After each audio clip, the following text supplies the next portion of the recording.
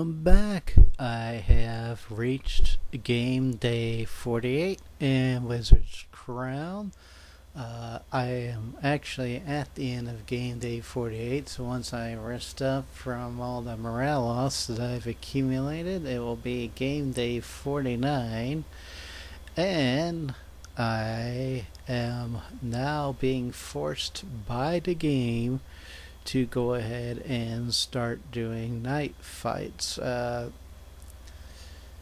don't know exactly what triggers it in the game. I think it's like based off of your character stats. I'm not 100% sure, and I have no idea how it flags it, but uh, we were doing a lot of fights outside, and we were returning to the inn, and we weren't getting the 10 experience point boost that we were earlier. So uh, we did not get very good experience when that happens. So uh, at this point, I think it's better to go outside and do some night fights. And fortunately, I had just enough experience to go ahead and improve my weapon skills for everybody. So everybody now has 150 or higher.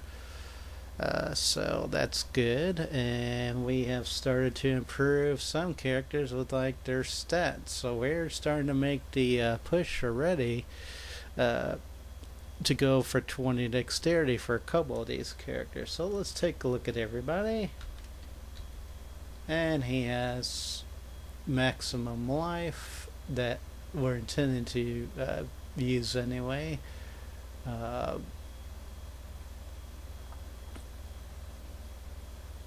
Now, retrospect in the character creation way back at the beginning, I probably should have given this guy flail instead of spear. But in the long run, it might be a little bit better to do spear. So yeah, we made a bit of a mistake because the weapons in Eternal Dagger, the flail weapon that you can buy, it's not really very good. So for the priest that does have it, I'm going to go ahead and switch him over to spear. Obviously that won't be during this game because you need to have at least a couple characters that have different damage types, mainly due to these creatures that you'll run into called Ward Pack Demons, who are vulnerable to only one damage type, either cut, bash, or thrust. So we do not want to have just one guy on bash. So we'll keep him at the flail, and that will be handy. So but he's not developing it any further past 150, so we'll let that go. And yeah, I still intend to use the shield. So that's plus 5 longbow, 18 dexterity. So yeah, he's getting up there. So obviously 2 more dexterity points, and then I will start to make the big push to get skills up to 200. And then, once that's done, I gotta wait for everyone else to catch up. But anyway.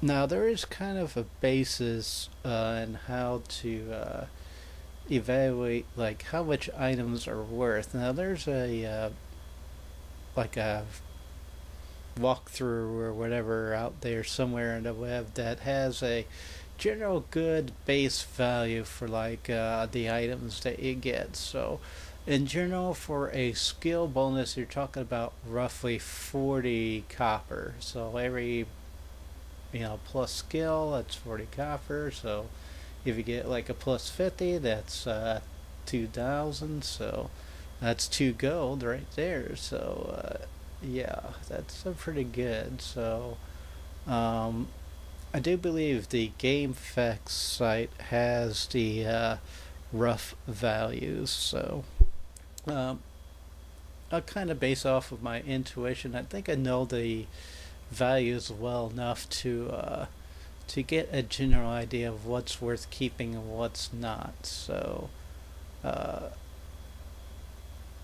now, as far as defensive items go, I'm going to kind of have just the uh, the three defensive items, a weapon and armor, for the frontline guys, and then uh, the three defensive items for like the three sorcerers that are using ranged weapons, and then I'll use the shield, and then uh, the two defensive items plus the weapon and armor, and that will pretty much get us to like everybody has like 5 slots taken up with like items. So I gotta dump the excess defensive items in the inn and save them for that final marathon dungeon. So that is my plan anyway.